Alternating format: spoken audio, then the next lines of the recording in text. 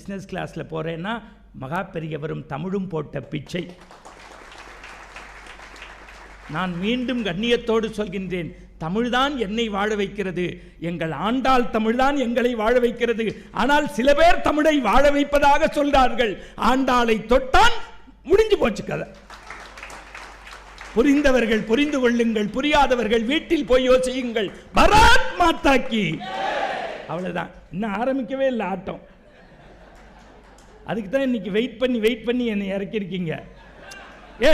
தமிழ்நாட்டை திருத்துறதுக்கே 70 வருஷம் கழிச்சு மீச வச்ச ஒரு ஆம்பளை அண்ணாமலை தேவையா இருக்கையா?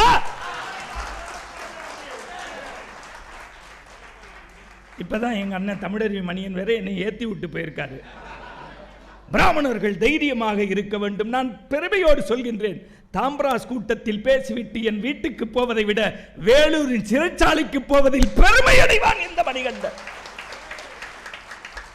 ஆனால் பயில் எடுக்கும் மொத்த செலவும் நாராயணனையே சாரும். பாரத் மாதா கி. முடிஞ்சு போச்சுரா. இன்னும் 40 வருஷத்துக்கு மோடி தான்டா. போதும். எவ்வளவு நாள் தான் வச்சு செய்வீங்க? இப்ப நாங்க வச்சு செய்யறோம். நான் ஆரம்பிக்கல. ஒரு நிமிஷம் நல்லா யோசிங்க. ஒரு 1.5 மாசத்துக்கு முன்னாடி தேதி கேட்டாரு. நான் வரேன்னு சொல்லிட்டேன்.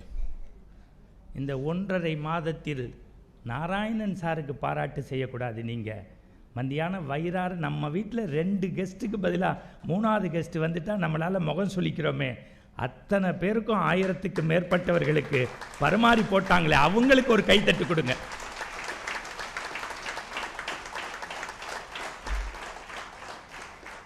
இந்த நாங்கள் போகிற கழிவறையை இங்கே படித்த MBA பையன், அந்த யங்ஸ்டர், அவன் MBA படிச்சிருக்கான் சார். அந்த பையன் எனக்கு காஃபி வாங்கிட்டு வந்து கொடுக்குறான். என்ன அவசியம்? நல்லா யோசிச்சு பாருங்க. இந்த சௌரிராஜன், இந்த தலைவர் வாசலில் வாங்கன்னு கூப்பிட்டு உள்ளே உட்காந்து முடியல 75 வயசு கணக்கு எழுதுறார். நான் மீண்டும் சொல்கிறேன், சும்மா தாம்பராசில் வந்து 70 பேருடைய பேச்சை கேட்டு திருப்பி வீட்டுக்கு போகாதீங்க.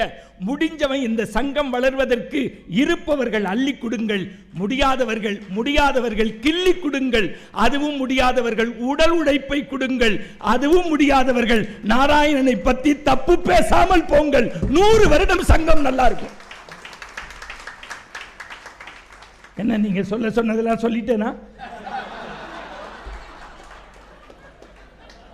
அவர் சொல்றார், இன்னைக்கு 7.5 நாட்டு சனிடா எனக்கு. அதுக்கு பேர் தான் சனி பெயர்ச்சின்னு பேரு.